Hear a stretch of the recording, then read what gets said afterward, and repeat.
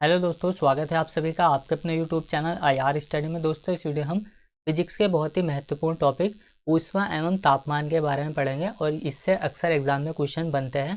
तो देखिए, इस वीडियो में हम चालन के बारे में पढ़ेंगे, संवहन के बारे में पढ़ेंगे और विकिरण के बारे में पढ़ेंगे।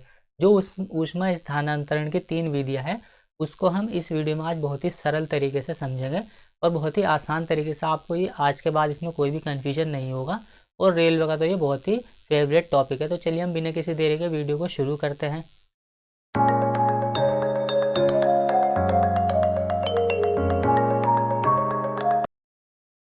तो देखिए, अगर ऊष्मा के हम परिचय की बात करें तो जैसा कि हम जानते हैं, ऊष्मा क्या है, एक प्रकार की ऊर्जा है जिससे हम क्या करते हैं, बहुत सारे अनेक कार्य करते हैं। कोई सा भी कार्य हम जैसे करते हैं तो हमारे अंदर क्या है, देखिए हमारे अंदर है स्थितिज ऊर्जा, यानी कि हमारे अंदर जो भी एनर्जी भरी है उसको हम पोटेंशियल एनर्जी कहते हैं। तो देखिए, ऊर्जा कोई भी होती है उससे हम अनेक कार्य को करते हैं, लेकिन ऊर्जा को हम कैसे डिफाइन करेंगे। तो देखिए, ऊर्जा एक प्रकार की क्या है, ऊष्मा एक प्रकार की ऊर्जा है। जैसे मान लीजिए यहाँ पर आपने कोई एक बीकर ले लिया और इसके अंदर आपने कुछ पानी भरा हुआ है। मान लीजिए इसमें आपने जल भर दिया और उसके ऊपर आपने एक भगोना है, मान लीजिए उसके ऊपर आपने एक ढक्कन ढक दिया। अब जैसे नीचे आपने क्या किया, इसमें ऊष्मा दे दी, इसको ऊर्जा दे दी आपने, नीचे आपने इसको गैस से जला दिया यहाँ पर। अब देखिए धीरे धीरे क्या होगा, ये जो पानी आपने इसके अंदर भरा है ये पानी गर्म होने लगेगा और जैसे ही पानी ये गर्म होगा तो ये पानी गर्म कहाँ से हुआ, जब आपने इसको ऊष्मा दी। और ये ऊष्मा एक प्रकार की क्या है, ऊर्जा में बदल जाएगी। कैसे, देखिए जैसे ये पानी गर्म होएगा, धीरे धीरे गर्म होगा, तो अब देखिए यहाँ से ये ढक्कन हिलना शुरू हो जाएगा क्योंकि पानी अब भाप बनने लगेगा। और जैसे ये भाप बनने लगेगा पानी, अब यहाँ से देखिए ये ऊष्मा ऊर्जा में बदल बदल जाएगी और ये ऊष्मा क्या करेगी, इस ढक्कन को हटाने की कोशिश करेगी। अब ये ढक्कन हिलने लगेगा और जैसे ही पानी का टेम्परेचर हाई होगा तब ये ढक्कन यहाँ से उड़ने लगेगा और यहाँ से देखिए भाप निकलने लगेगी। इसका मतलब ये जो ढक्कन को हिलाया है, ये ढक्कन को हिलाने की पावर आई कहाँ से, तो ये पावर आई कहाँ से, जब हमने यहाँ पर देखिए इसको ऊष्मा दी और ये ऊष्मा क्या हो गई, यहाँ पर आ गई, ये ऊर्जा में बदल गई। तो देखिए यहाँ से हमने इसको इस प्रकार से हम डिफाइन कर सकते हैं कि ऊष्मा एक प्रकार की क्या है, ऊर्जा है, जो कि क्या हो गई, ऊष्मा एक प्रकार की ऊर्जा में बदल गई। देखिए इसको हमने क्या किया, ऊर्जा दे दी पानी को और इसने क्या किया, ऊपर जो इसके ऊपर ढक्कन ढका हुआ था उसने उसको हिला दिया। इसके बाद देखिए हमारे पास में आसपास के सभी पदार्थ जो भी होते हैं, जैसे सभी पदार्थ है और जो भी अणु है, देखिए हमारे आसपास के सभी पदार्थ परमाणुओं और अणुओं से बने हुए होते हैं एवं ये परमाणु और अणु हमेशा कंपन करते रहते हैं। जैसे अगर मान लीजिए कोई भी परमाणु है, जैसे मान लीजिए यहाँ पर कोई एक रॉड है, बहुत सारे परमाणु से मिल करके वो बनी है, अणुओं से मिल करके वो बनी है और ये अणु क्या करते हैं, हमेशा कंपन करने लगते हैं। अगर ये मान लीजिए हमेशा कंपन करने लगते हैं तो यहाँ से प्रश्न बन सकता है कि ये कंपन करते हैं तो हमें ये दिखाई क्यों नहीं देते। क्योंकि देखिए ये कंपन करते हुए इसलिए दिखाई नहीं देते क्योंकि परमाणु और अणु पहले से ही इतने छोटे हैं कि ये हमें वैसे ही दिखाई नहीं देते। तो कंपन करते हुए तो ये क्या ही दिखाई देंगे, क्योंकि हम परमाणु को और अणु को हम वैसे ही नहीं देख सकते, तो इसलिए हम इनके कंपन को भी नहीं देख सकते। लेकिन यहाँ से आपको एक चीज़ समझ में आ जाएगी कि जैसे मान लीजिए कोई भी परमाणु और अणु कंपन कर रहा है, इसका मतलब कंपन वो कब करेगा, जब उसके पास कुछ ना कुछ एनर्जी होगी, यानी कि कुछ ना कुछ उसके पास ऊर्जा होगी। तो ऊर्जा होने के वजह से ही वो क्या करते हैं, कंपन करने लगते हैं। जैसे कि आप यहाँ पर इस डायग्राम को देखिए, यहाँ पर तो देखिए ये कोल्ड है, यानी कि ये क्या है, ठंडा है। तो जितना जो भी ठंडा परमाणु होगा, जो अणु होगा, उसके पास क्या होगी, कम एनर्जी होगी। लेकिन जैसे ही वो हॉट हुआ, देखिए जैसे ही आपने इसको क्या किया, हीट दे दी, इसको आपने क्या किया, ऊष्मा दे दी, तो अब ये परमाणु क्या करने लगे, गति करने लगे, यानी कि देखिए कंपन करने लगे। यहाँ पर देखिए आप इनके बीच में यहाँ पर ये देख सकते हैं कि अब ये यहाँ पर आप ठंडे को देखने के बाद यहाँ पर आप देखिए इस वाले डायग्राम को, तो देखिए यहाँ पर ये कंपन नहीं कर रहे हैं क्योंकि यहाँ पर इनके पास ऊष्मा नहीं है। ऊष्मा जब इनके पास नहीं है तो ये कंपन नहीं कर रहे हैं। जैसे ही आपने इनको क्या किया, ऊष्मा दे दी, तो अब ये कंपन करने लगे। उसके बाद देखिए ऊष्मा को अगर हम बात करें तो ऊष्मा को जूल या कैलोरी में मापा जाता है। ये ऊष्मा ऊष्मा का जो एसआई मात्रक होता है वो जूल होता है। तो देखिए ये तो इसका एसआई मात्रक है ऊष्मा का, और कैलोरी इसका क्या है, सीजीएस मात्रक है। कैलोरी किस में मापते हैं हम, सीजीएस मात्रक में मापते, मतलब देखिए सेंटीमीटर ग्राम पर सेकंड, तो ये सीजीएस मात्रक है कैलोरी। लेकिन ऊष्मा का एसआई मात्रक हो जाएगा जूल। अब देखिए ऊष्मा की स्थानांतरण, ऊष्मा की जो स्थानांतरण है उसके बारे में हम देखें अगर, तो देखिए इसमें अगर हम देखें तो देखिए यदि किसी पदार्थ को ऊर्जा की आपूर्ति की जाती है तो यह क्या होता है, पदार्थ के एक भाग से दूसरे भाग में स्थानांतरित हो जाएगी। जैसे मान लीजिए ये कोई आपने एक रॉड है, यहाँ पर देखिए आपने मान लीजिए इसमें कुछ हीट दे दी, इसको यहाँ पर आपने क्या किया, इसमें हीट लगा दी, तो यहाँ से क्या होगा, इसके अंदर कोई भी परमाणु है या फिर ये क्या हो गया, आपस में कंपन करने लगे, क्योंकि जैसे जैसे ही हमने इसको क्या किया, हीट दी, ऊष्मा दी, अब यहाँ के ये परमाणु कंपन करने लगेगा और ऊष्मा यहाँ से देखिए ये प्रभावित होने लगेगी। तो देखिए ये भाग मान लीजिए इसका, और ये बी पॉइंट मान लीजिए। तो देखिए ए पॉइंट से लेकर के बी पॉइंट तक ऊष्मा स्थानांतरित होने लगेगी। जब हम क्या करेंगे, ए पॉइंट को ऊष्मा देंगे तो वो बी पॉइंट तक यहाँ पर अपने आप ही देखिए स्थानांतरित होने लगेगी। तो देखिए यहाँ पर ये क्या होगा, यहाँ पर आप देख सकते हैं, जैसे कि यहाँ पर ये एक फ़ोटो दिया गया है, यहाँ पर जहाँ पर ये आप देखिए चमकीला भाग देख रहे हैं, यहाँ पर आपने क्या किया, इसको ऊष्मा दे दी, इसको हीट दे दी आपने, यहाँ पर ये हीट है। तो देखिए यहाँ से हीट क्या होगी, खुद ही यहाँ पर ऊपर की ओर क्या होगी, प्रभावित होने लगेगी। तो देखिए यहाँ से क्या होगा, ये यहाँ पर ऊष्मा ये इस तरफ को क्या होगा, ये प्रभावित होने लगेगी, क्योंकि यहाँ पर देखिए इसका टेम्परेचर हाई है। इस वाले पॉइंट पर देखिए ये ए पॉइंट मान लीजिए और यहाँ पर ये इसका बी पॉइंट मान लीजिए। तो जो ए पॉइंट है यहाँ पर देखिए इसका जो टेम्परेचर है वो हाई है, और यहाँ पर देखिए बी पॉइंट पर क्या है, इसका टेम्परेचर लो है। तो ऊष्मा क्या होती है, हाई टेम्परेचर से लो टेम्परेचर की ओर प्रभावित होती है। तो यहाँ से देखिए ए पॉइंट से ये बी पॉइंट की ओर प्रभावित होने लगी, क्योंकि हमने जो ऊर्जा की आपूर्ति की है वो ए पॉइंट पर की है, तो ये बी पॉइंट पर अपने आप ही क्या होगी, प्रभावित होने लगेगी। कब तक प्रभावित होगी, जब तक कि दोनों के बीच में सेम टेम्परेचर ना हो जाए। अब ये कौन से ऊष्मा की स्थानांतरण विधि के अंदर आता है वो हम आगे पढ़ेंगे। तो देखिए ऊष्मा स्थानांतरण के लिए क्या होता है, एक इम्पॉर्टेंट चीज़ जो भी हमने देखी कि ऊष्मा स्थानांतरण करने के लिए दोनों भागों के बीच, जिनके भी बीच में हमें ऊष्मा स्थानांतरण करना है, उनके बीच में तापमान का अंतर होना चाहिए। तापमान का जब अंतर होगा तभी क्या होगा, हाई टेम्परेचर से लो टेम्परेचर की ओर ऊष्मा का स्थानांतरण होगा। तो देखिए यहाँ पर आप ये फोटो देख सकते हैं, यहाँ पर देखिए ये तो क्या है, कोई गर्म बॉडी है, और ये क्या है, यहाँ पर ये हीट, ये क्या है, कोल्ड है। यानी कि ये तो देखिए यहाँ पर यहाँ का टेम्परेचर तो देखिए कम है, और यहाँ का टेम्परेचर यदि आप देखेंगे तो इसका टेम्परेचर क्या है, हाई है। तो देखिए यहाँ पर जब ये टेम्परेचर हाई है तो देखिए हीट का जो फ्लो हो रहा है वो हाई टेम्परेचर से लो टेम्परेचर की ओर हो रहा है। और ये फ्लो कब तक होगा, देखिए यहाँ पर जो इसका टेम्परेचर है वो यहाँ तक है, लेकिन यहाँ पर अगर आप देखें दूसरे वाले डायग्राम में, मान लीजिए ये बी डायग्राम है और ये ए है, तो देखिए यहाँ पर ए वाले में जो हाई टेम्परेचर है वो लो वाले में क्या है, ये कम टेम्परेचर है, यानी कि बी वाले में कम टेम्परेचर है। तो इसका स्थानांतरण ए वाले से बी वाले की तरफ तब तक होता रहेगा जब तक कि ये दोनों जो पॉइंट है ये दोनों समान ना हो जाए। ये देखें यहाँ पर जब ये समान हो जाएगा, दोनों के ऊष्मा स्थानांतरण यानी कि दोनों का टेम्परेचर जब एक जैसा हो जाएगा, तब यहाँ पर देखिए यहाँ का तो टेम्परेचर क्या होगा, बढ़ने लगेगा। यहाँ पर ये टेम्परेचर इसका बढ़ने लगेगा, जब यहाँ पर इसका टेम्परेचर ये बढ़ेगा ऊपर को, ये चलता जाएगा, और यहाँ का टेम्परेचर बढ़ने के बाद देखिए बी पॉइंट का टेम्परेचर तो बढ़ेगा, क्योंकि बी पॉइंट की तरफ ऊष्मा का स्थानांतरण हो रहा है। और जो ए पॉइंट है यहाँ पर ये देख सकते हैं आप, इसका टेम्परेचर क्या होगा, कम होता जाएगा, और एक टाइम ऐसा आएगा जब ये दोनों क्या होगा, ये एक समान हो जाएंगे, यानी कि इनका जो टेम्परेचर होगा वो एक जैसा हो जाएगा। और जब इनका टेम्परेचर देखिए दोनों का सेम हो जाएगा, दोनों ये एक ही लाइन में आ जाएंगे, तब क्या होगा, इनका हीट ट्रांसफ़र होना बंद हो जाएगा, यानी कि अब हीट ट्रांसफ़र नहीं होगी, क्योंकि दोनों का टेम्परेचर सेम हो गया। और हीट ट्रांसफ़र कब होती है, जब दोनों के बीच में तापमान का अंतर होता है। अब देखिए ऊष्मा स्थानांतरण की 3 विधियाँ हैं, और इन तीनों विधियों को ही हम इस वीडियो में पढ़ने वाले हैं। जैसे कि आप फोटो में भी देख रहे हैं, यहाँ पर एक ही इमेज में आप तीनों विधियों को देख सकते हैं। ऊष्मा स्थानांतरण की 3 विधियाँ हैं, जिसमें देखिए पहली है कंडक्शन यानी कि चालन, और दूसरी है कन्वेक्शन यानी कि संवाहन, और तीसरी है रेडिएशन यानी कि विकिरण। तीनों को ही हम अलग अलग आसानी से कवर करेंगे। देखिए चालन तो जो होता है वो ठोस वस्तुओं में होता है, और कन्वेक्शन ये द्रव में भी होता है, और ये गैसों में भी होता है। और रेडिएशन यानी कि विकिरण कहाँ पर होता है, रेडिएशन होने के लिए किसी भी माध्यम की आवश्यकता नहीं होती है। कंडक्शन और संवाहन को के अंदर हीट ट्रांसफ़र करने के लिए हमें किसी न किसी माध्यम की आवश्यकता पड़ेगी, जबकि रेडिएशन यानी विकिरण में ऊष्मा स्थानांतरण करने के लिए किसी भी माध्यम की आवश्यकता नहीं है। तो देखिए हम पहले देख लेते हैं चालन के बारे में, यानी कि कंडक्शन में हीट ट्रांसफ़र कैसे होती है। तो देखिए यहाँ पर आपने ये एक लो लगा दी, यहाँ पर आपने एक बर्नर लगा दिया। ये जब आपने एक बर्नर लगाया तो देखिए यहाँ पर क्या हुआ, इसके अंदर जो ये इसके एटम है, यानी कि ये कोई रोड मान लीजिए, ये मान लीजिए कोई आयरन की रॉड है, ये आयरन की रॉड है। तो यहाँ पर आपने जब ये बर्नर लगाया तो इसके जो यहाँ पर ये मान लीजिए इसका ए पॉइंट है और ये इसका बी पॉइंट मान लीजिए। तो देखिए ए पॉइंट पर आपने बर्नर लगाया इसका।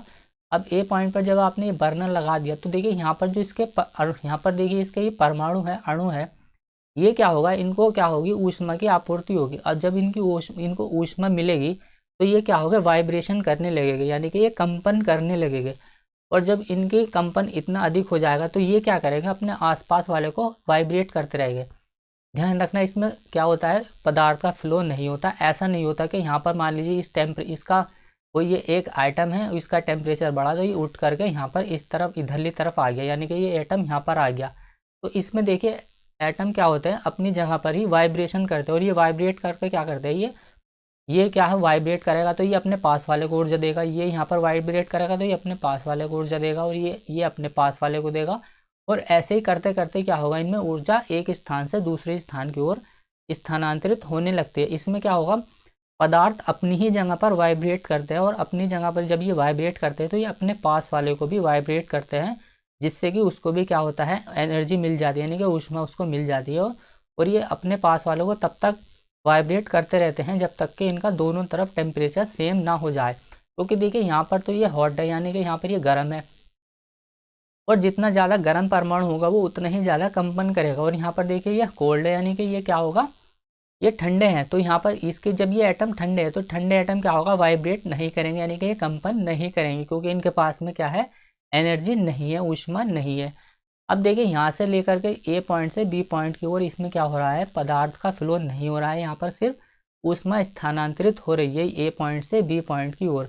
तो देखिए ये क्या होता है, चालन है। चालन में क्या होता है, ऊष्मा जो स्थानांतरित होती है वो क्या होती है, ठोस में होती है, यानी कि जो चालन विधि से ऊष्मा स्थानांतरित होगी वो ठोस में होती है। और इसमें क्या होता है, पदार्थ का फ्लो नहीं होता। ये इंपॉर्टेंट फैक्ट है, ये आपको ध्यान रखना है। पदार्थ का फ्लो मतलब यहाँ से देखिए ये परमाणु गर्म होकर ऐसा नहीं कि उठ कर भी ये यहाँ पर आ जाएगा, नहीं, ये क्या होगा, अपनी ही जगह पर वाइब्रेट करता रहेगा, अपनी ही जगह पर ये वाइब्रेशन करेगा, और अपने पास वाले को ये कंपन करके हिलाता रहेगा, उसको पास वाले को ये ऊर्जा दे देगा। और ऐसे करते करते देखिए जितना टेम्परेचर मान लीजिए यहाँ पर है, मान लीजिए यहाँ पर ये 70 डिग्री सेल्सियस टेम्परेचर है, तो ऊष्मा की स्थानांतर देखिए बी पॉइंट तक तब तक होता रहेगा जब तक कि यहाँ का टेम्परेचर भी 70 डिग्री सेल्सियस ना हो जाए। जब दोनों का टेम्परेचर सेम टू सेम हो जाएगा तब क्या होगा, ऊष्मा का स्थानांतरण होना इसमें रुक जाएगा। तो देखिए यहाँ पर आप देख सकते हैं, यहाँ पर आपने क्या किया, एक यहाँ पर आपने लोहे की एक,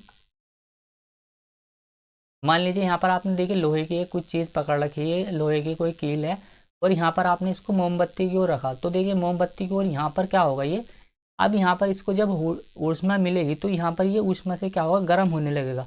लेकिन कुछ देर बाद जब आप देखेंगे तो इसमें ऊष्मा स्थानांतरण होती रहेगी, और आपके हाथ में भी जलन होने लगेगी, क्योंकि देखिए यहाँ से जब ऊष्मा आपको इसको मिली तो इसके कंपन करने लगे, यानी कि इसके जो परमाणु है वो कंपन करने लगे, और कंपन करने के बाद ऊष्मा जो है हाई टेम्परेचर से लो टेम्परेचर की ओर फ्लो होने लगेगी।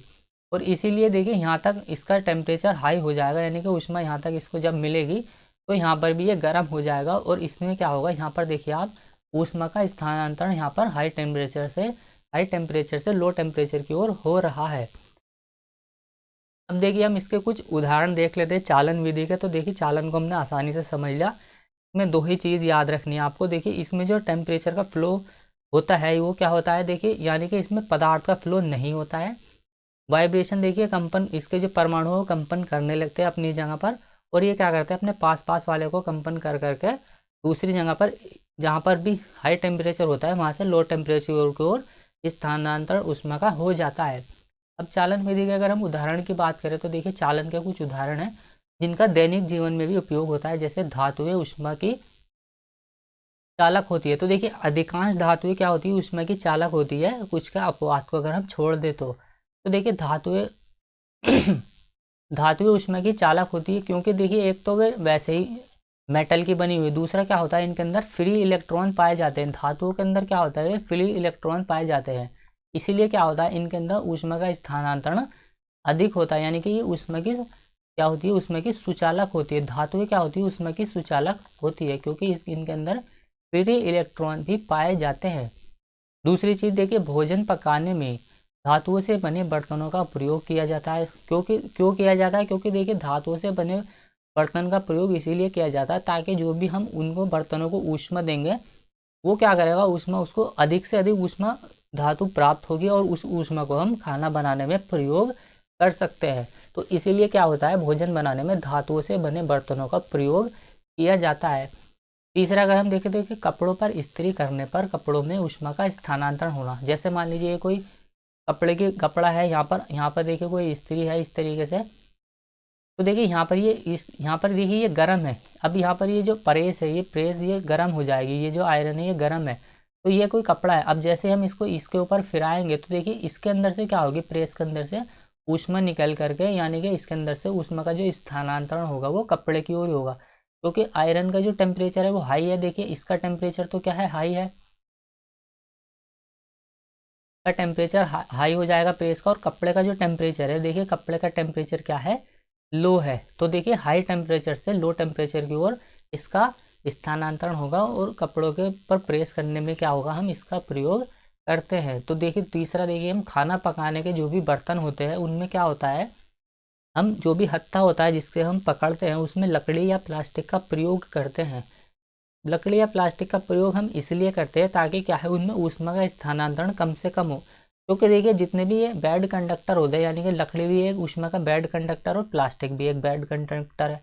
अगर मान लीजिए कुकर के ऊपर लोहे का ही एक जस्ता लगा दिया जाए तो वो क्या होगा, पकड़ने में बहुत मुश्किल होगी उसको, क्योंकि वो क्या होगा, बहुत ज़्यादा गर्म हो जाएगा। क्योंकि वह क्या है, कोई भी मेटल है वो क्या होता है, ऊष्मा का अच्छा सुचालक होता है। लेकिन लकड़ी क्या है, बैड कंडक्टर है, जिसकी वजह से यहाँ पर हीट क्या होगा, एक मान लीजिए लकड़ी है, अगर हम इस लकड़ी के टुकड़े को, यानी कि जो भी लकड़ी की ये छड़ है, इसको यदि हम यहाँ पर जलाए तो ऐसा नहीं है कि इसमें ट्रांसफ़र हीट का होने लगेगा, इसमें ट्रांसफ़र नहीं होगा। यहाँ पर अगर हमने यहाँ पर इसको जलाया तो ये यहाँ तक ही ये गर्म होगा। अगर हम इसको यहाँ से पकड़े रखेंगे तो हमें क्या होगा, इसके गर्म होने का अनुभव नहीं होगा। तो ये थे देखिए चालन के कुछ उदाहरण। अब हम देखिए अगली विधि के बारे में पढ़ते हैं, संवहन विधि के बारे में। संवहन विधि में क्या होता है, गर्म करने पर पदार्थ का फ्लो होता है। संवहन विधि में पदार्थ का फ्लो होगा। और संवहन विधि कहाँ पर लगती है, देखिए ये हवा में, यानी कि इस विधि से हीट का जो ट्रांसफ़र होता है वो गैस में भी होता है और तरल में भी होता है, यानी कि द्रव में भी होता है। तो देखिए कन्वेक्शन विधि की अगर बात करें तो देखिए इसमें यहाँ पर देख रहे हैं, ये तो देखिए गर्म है और ये हल्ड। मान लीजिए यहाँ पर आपने इसको क्या किया, इसके अंदर एक जल भरा हुआ है, ये आप डायग्राम देख रहे हैं, इसके अंदर पानी भरा हुआ है और यहाँ पर आपने क्या किया, इसको हीट दे दी, इसको आपने ऊष्मा दे दी। अब जब इसको आपने देखिए ऊष्मा दे दी पानी को, तो यहाँ से होगा क्या, तो देखिए इसके पास में, यानी कि जो इसके कंडक्ट में है, यानी कि जो ऊष्मा के कंडक्ट में क्या है, इसके संपर्क में ये जो नीचे वाली लेयर है पानी की, ये इसके संपर्क में है। अब यहाँ से जब ये बर्तन गर्म होगा तो इसके पास वाला जो पानी है ये भी इसके साथ में गर्म होने लगेगा। अब जब ये पानी इसके संपर्क में जो है, ये आग के, यानी कि बर्तन की जो तली के संपर्क में पानी है वो गर्म होने लगेगा। अब जब ये पानी गर्म होगा, धीरे धीरे इसका टेम्परेचर बढ़ेगा। तो टेम्परेचर बढ़ने से होता क्या है कि इनकी डेंसिटी, यानी कि अगर हम बात करें तो डेंसिटी तो देखिए कम हो जाती है। यानी कि जब डेंसिटी कम हो गई इनकी, तो डेंसिटी कम होने की वजह से अब पानी क्या होगा, जो गर्म पानी है वो ऊपर की ओर उठेगा, यानी कि पानी हल्का हो जाएगा। आप कुल मिलाकर के ऐसा समझिए, जैसे ही पानी का टेम्परेचर ज़्यादा होगा, पानी का टेम्परेचर जब बढ़ेगा इसका, तब क्या होगा, देखिए यहाँ पर जो पानी ये भरा हुआ है, ये जो पानी का यहाँ पर अणु मौजूद है, ये क्या होगा, ये ऊपर की ओर उठने लगेंगे। क्योंकि जैसे इनका टेम्परेचर हाई होगा तो ये हल्का हो जाएगा यहाँ से, और हल्का होने के बाद ये क्या होगा, पानी जो गर्म पानी है वो ऊपर की ओर उठेगा। और जो ठंडा पानी है उसका वज़न क्या है, ज़्यादा है, यानी कि इससे गर्म वाले से इसकी डेंसिटी ज़्यादा होती है। अब ये जो ठंडा पानी है ना, वो नीचे की तरफ यहाँ पर इस तरीके से आएगा। गर्म पानी तो देखिए यहाँ पर इस तरीके से ऊपर की ओर फ्लो होगा, यानी कि गर्म पानी का ऊपर की तरफ फ्लो होगा। जैसे ही उसको हीट मिलेगी तो गर्म पानी क्या होगा, ऊपर की ओर जाएगा। ये पानी गर्म वाला तो ऊपर की ओर इस तरीके से जाएगा और ठंडा पानी यहाँ पर नीचे की तरफ आ जाएगा। और यहाँ पर देखिए ये पूरी साइकिल चलती रहती है, यानी कि पानी गर्म वाला नीचे गया और यहाँ पर देखिए ठंडा वाला नीचे आया। और ये साइकिल तब तक चलती रहती है जब तक कि ये पानी का पूरा टेम्परेचर एक जैसा ना हो जाए। क्योंकि देखिए यहाँ पर जब आपने इसको हीट दी, यहाँ पर आप समझिए जो भी इसके अंदर देखिए बर्तन के कांटेक्ट में जो जल के अणु है, ये देखिए यहाँ पर इनका टेम्परेचर क्या होगा, हाई होगा। जब इनका टेम्परेचर हाई होगा तो गर्म होने के बाद पानी क्या होगा, ये ठंडा यानी कि हल्का हो जाता है। और हल्का होने की वजह से ये क्या होगा, ऊपर की ओर उठेगा। अब जब हल्का पानी देखिए गर्म पानी ऊपर की ओर चला गया तो ये ठंडा पानी क्या होगा, अब नीचे की तरफ आएगा। तो जब ये नीचे की तरफ आएगा तो इसका टेम्परेचर भी अब क्या होगा, हाई हो जाएगा। अब जो भी ऊपर का पानी है वो वापस से फिर से नीचे आएगा, ये ठंडा पानी और गर्म पानी क्या होगा, ये ऊपर की ओर उठेगा। तो ये तब तक साइकिल चलती रहती है जब तक कि पूरे बर्तन का पानी का टेम्परेचर एक जैसा ना हो जाए। तो देखिए अगर आपने देखा होगा कि सर्दियों के समय में कोई भी एक बाल्टी ले लीजिए आप, और इसमें क्या होता है, हम क्या करते हैं, इसमें रॉड लगा देते हैं लाइट की, यानी कि बिजली की, हम इसमें रॉड लगा देते हैं पानी गर्म करने के लिए सर्दियों में। तो देखिए यहाँ पर ऐसा होता क्या है, यहाँ पर पानी का जो टेम्परेचर है वो एक ऊपर की तरफ तो हाई रहेगा। यहाँ पर देखिए इसके रोड के जो संपर्क में पानी होगा ना, जो भी जल होगा वो गर्म हो जाएगा। और हमने देखा भी कि गर्म पानी क्या होता है, वो ऊपर की ओर उठता है। और यहाँ पर पहले ही गर्म पानी ऊपर की ओर है, और नीचे जो तली में इसकी जमा हुआ पानी है ये क्या है, ठंडा पानी होता है। और ठंडा पानी क्या होता है, नीचे की तरफ रहता है।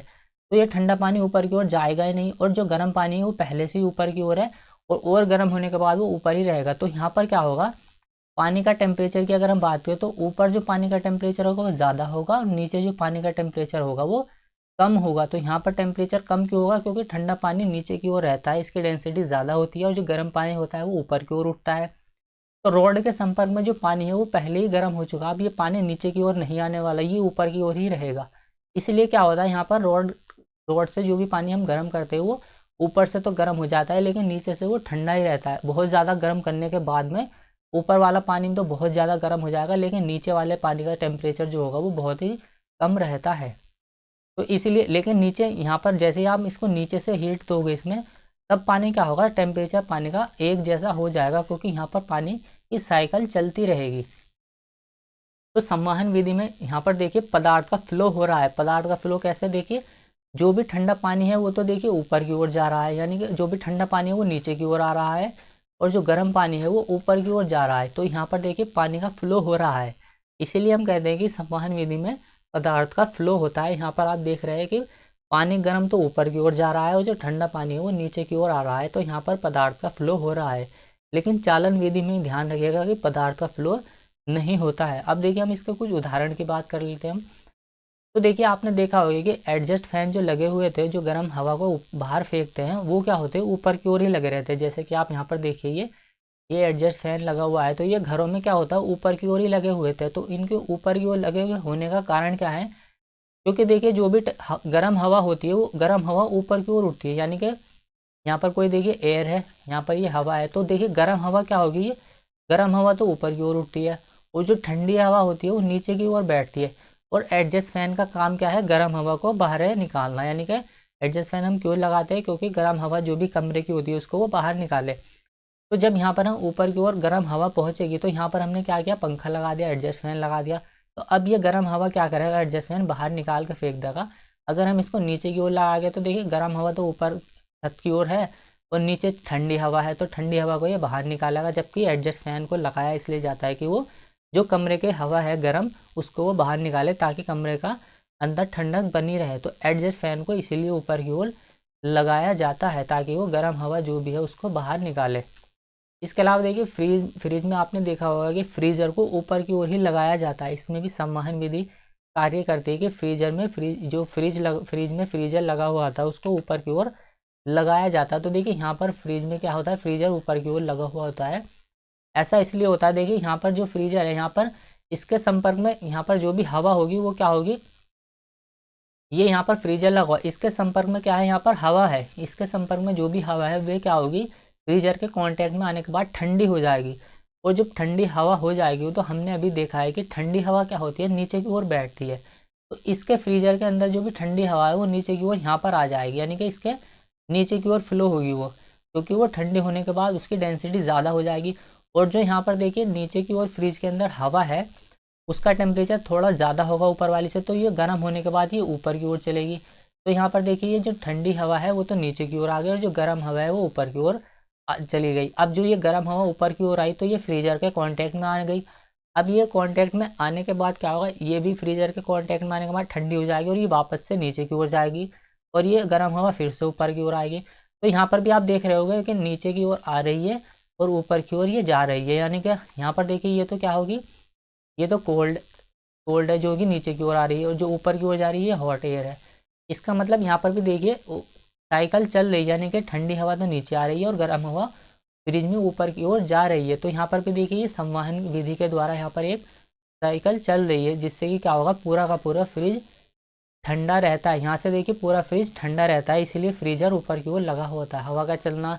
इसके बाद देखिए गर्म चीज़ का ठंडा होना। कोई भी गर्म चीज़ देखिए, आपने मान लीजिए आप काम करते करते आपके पास में कोई भी चाय का कप रखा हुआ है, उसमें चाय रखी है, यदि आप उसको थोड़ी देर ना पिए तो वो ठंडी हो जाएगी। तो देखिए ऐसा होता क्यों है यहाँ पर, जैसे मान लीजिए ये कोई टी का कप है, यहाँ पर आपने कोई चाय का कप रखा है, इसके अंदर चाय भरी हुई है। तो यहाँ पर देखिए इसका चाय का टेम्परेचर मान लीजिए कितना है, 70 डिग्री सेल्सियस है। लेकिन जो बाहर का टेम्परेचर है वो मान लीजिए कितना है, 30 डिग्री सेल्सियस है। 30 डिग्री सेल्सियस है। अब हमने देखा था शुरू में कि हीट का जो ट्रांसफ़र होता है वो कहाँ से होता है, वो हाई टेम्परेचर से लो टेम्परेचर की ओर होता है। यानी कि जो भी हीट का ट्रांसफ़र होगा वो हाई टेम्परेचर से लो टेम्परेचर की तरफ होगा। तो यहाँ पर देखिए, अब यहाँ से देखिए इसके अंदर से हीट निकलना शुरू होगी, हीट निकलेगी, और यहाँ पर देखिए हवा है, यानी कि एयर है। अब जो भी एयर इसके संपर्क में आएगी वो क्या होगी, गर्म हो जाएगी, और गर्म हवा हमने देखा ऊपर की ओर उठेगी। अब इसके ऊपर क्या होगा, ठंडी हवा होगी, और ठंडी हवा क्या होगी, वो कप के कांटेक्ट में आएगी। और यहाँ पर भी देखिए गर्म हवा तो ऊपर जाती रहेगी जो भी इसके संपर्क में आएगी, और ठंडी हवा इस कप के पास में आती रहेगी। और ये साइकिल पूरी चलती रहेगी, कब तक चलेगी, जब तक कि इस कप का टेम्परेचर भी 30 डिग्री सेल्सियस ना हो जाए। तो यहाँ पर देखिए ये संवहन विधि यहाँ पर कार्य कर रही है। तो जो चाय हमारी ठंडी होगी वो संवहन विधि की वजह से ही ठंडी होगी। विकिरण देखिए लास्ट है यहाँ पर तीसरी विधि जो है ऊष्मा स्थानांतरण की, वो है विकिरण।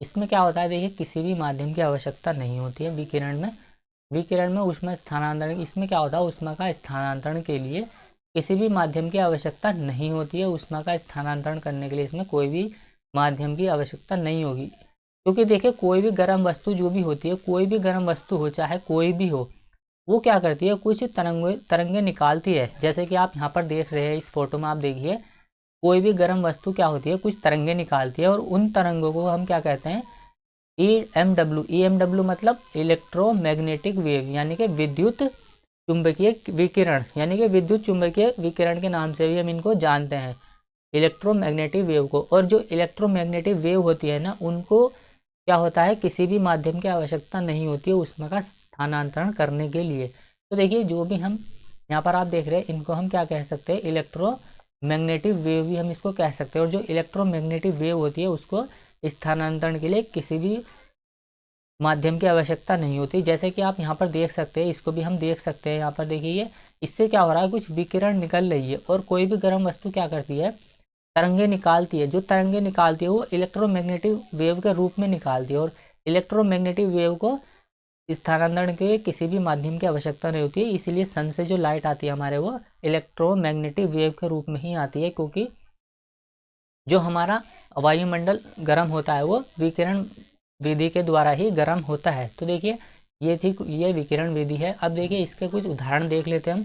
तो देखिए सूर्य की ऊष्मा पृथ्वी तक विकिरण द्वारा ही आती है। विकिरण द्वारा क्यों आती है, क्योंकि देखिए सूर्य का टेम्परेचर क्या होता है, बहुत ज़्यादा होता है, बहुत हाई इसका टेम्परेचर होता है।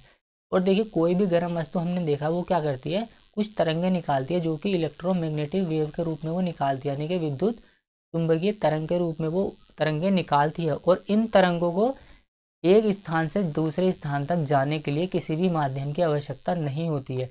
इसलिए देखिए ये हमारी पृथ्वी है, तो यहाँ से सूर्य से जो विकिरण के द्वारा ऊष्मा आएगी वो इलेक्ट्रोमैग्नेटिक वेव के रूप में आएगी, यानी कि विद्युत चुंबकीय तरंग के रूप में ही यहाँ पर देखिए इसका पृथ्वी का वायुमंडल हमारा गर्म हो जाएगा, जो कि विकिरण के द्वारा गर्म होता है। यानी कि इसका पृथ्वी का जो वायुमंडल गर्म होगा वो विकिरण विधि के द्वारा गर्म हो जाएगा। इसके अलावा देखिए आग के पास खड़ा होने पर ऊष्मा का महसूस होना। जैसे देखिए यहाँ पर आप देख सकते हैं, ये यहाँ पर आग जल रही है और यहाँ पर कोई हाथ ताप रहा है, तो यहाँ से लेकर के यहाँ तक जो देखिए ये ऊष्मा जा रही है, ये क्या कर रही है, ये इलेक्ट्रोमैग्नेटिक वेव के रूप में इसके हाथ तक इसको महसूस हो रही है। यदि वो देखिए यहाँ पर अपने हाथ को लेके आ जाए यहाँ पर, तो यहाँ क्या होगा, ये संवहन विधि भी लगनी, क्योंकि देखिए यहाँ पर इसके ऊपर की तरफ क्या होगा, गर्म हवा होगी, और गर्म हवा होने के बाद वो क्या होगी, ऊपर की ओर जाएगी और ठंडी हवा नीचे आएगी। लेकिन यहाँ पर देखिए जो यहाँ से लेकर के यहाँ तक जो इस तरीके से ये ट्रैवल कर रही है तरंगे, ये इलेक्ट्रोमैग्नेटिक वेव के रूप में ही ट्रैवल कर रही है। तो देखिए आगे के पास खड़ा होने से जो ऊष्मा हमें महसूस होती है वो भी विकिरण विधि के द्वारा ही महसूस होती है। इसके अलावा देखिए बर्तनों की सतह का काला होना, जिससे कि वह अधिक ऊष्मा का अवशोषण कर सके। तो देखिए कोई भी जो जितनी ज़्यादा वो बॉडी काली होगी, यानी कि जो भी काली चीज़ होती है वो ऊष्मा का अवशोषण ज़्यादा करती है। ऊष्मा का ही नहीं, वो क्या करती है, कोई भी लाइट होती है यानी कि प्रकाश का अवशोषण भी काली वस्तुएं ज़्यादा करती है। तो देखिए इस तरीके से जो बर्तन होते हैं, यहाँ पर आप ध्यान रखिएगा कि बर्तन की जो नीचे वाली तली होती है ना, उसको काला बनाया जाता है। काला इसीलिए बनाया जाता है, जब भी हम क्या करेंगे, इसको ऊष्मा देंगे, इसको हीट देंगे हम, तो वो हीट का ज़्यादा से ज़्यादा अवशोषण कर सके और इसमें जो भी हमने इसको ऊष्मा दी उसका हम अधिक से अधिक उपयोग कर सके। इसीलिए बर्तनों की सतह को काला बनाया जाता है ताकि वो अधिक से अधिक उनका अवशोषण कर सके। इसके अलावा देखिए विकिरण द्वारा ऊष्मा का स्थानांतरण आंखों द्वारा देखा जा सकता है। तो ये आंखों द्वारा हम देख सकते हैं। यहाँ पर आप देख सकते हैं इसमें जो भी ये एक हीट बॉडी है, इससे देखिए कुछ वेव निकल रही है, यहाँ पर आप देख सकते हैं ये। तो इसको हम देख सकते हैं, यानी कि इनसे निकलने वाली वेव को हम महसूस कर सकते हैं, अपनी आंखों से देख सकते हैं। तो देखिए ये इंपॉर्टेंट फैक्ट है इसका ऊष्मा विकिरण का, यानी कि विकिरण का जो उदाहरण है कि विकिरण द्वारा ऊष्मा का स्थानांतरण हम अपनी आंखों द्वारा देख सकते हैं। तो देखिए ये इलेक्ट्रोमैग्नेटिक वेव है, यानी कि इलेक्ट्रोमैग्नेटिक रेडिएशन आप देख सकते हैं। ये एक सन है जिससे क्या है, इलेक्ट्रोमैग्नेटिक वेव के रूप में यहाँ पर देखिए एनर्जी निकल रही है, यहाँ से देखिए ऊष्मा निकल रही है ये, और ये पृथ्वी की ओर आ रही है। तो पृथ्वी का यहाँ पर देखिए ऐसा नहीं है कि यहाँ पर वायुमंडल है, तो यहाँ पर कुछ भी नहीं है, यहाँ पर वैक्यूम है, यानी कि निर्वात है। तो विकिरण के द्वारा जो ऊष्मा का स्थानांतरण है वो निर्वात में भी हो सकता है। अब देखिए यहाँ से जो ऊष्मा जा रही है ये विकिरण के रूप में पृथ्वी तक आएगी, और यहाँ देखिए पृथ्वी का वायुमंडल है ये, और पृथ्वी का वायुमंडल को ये गर्म कर देगी। तो पृथ्वी का पूरा वायुमंडल विकिरण के द्वारा ही गर्म होता है। तो ये देखिए ये सोलर रेडिएशन है, और इनको हम इलेक्ट्रोमैग्नेटिक रेडिएशन के नाम से भी जानते हैं। इलेक्ट्रोमैग्नेटिक वेव भी इनको कहा जाता है। तो देखिए ये थी ऊष्मा स्थानांतरण की 3 विधियाँ जिनको हमने इस वीडियो में कवर किया है। उम्मीद करता हूँ ये वीडियो आपको पसंद आई होगी। पसंद आई तो लाइक करें, शेयर करें, कमेंट करें, और चैनल पर नए हो तो चैनल को प्लीज़ सपोर्ट करें और सब्सक्राइब कीजिए। तो मिलते हैं अगली वीडियो में, तब तक के लिए बाय, जय हिंद, ख्याल रखिएगा। और इसके अलावा हम मैथ की वीडियो भी डालते हैं, तो आप यदि मैथ की प्रैक्टिस कर रहे हो तो आप मैथ की वीडियो को भी चैनल के प्लेलिस्ट में जाकर देख सकते हैं। तो मिलते हैं अगली वीडियो में, जय हिंद।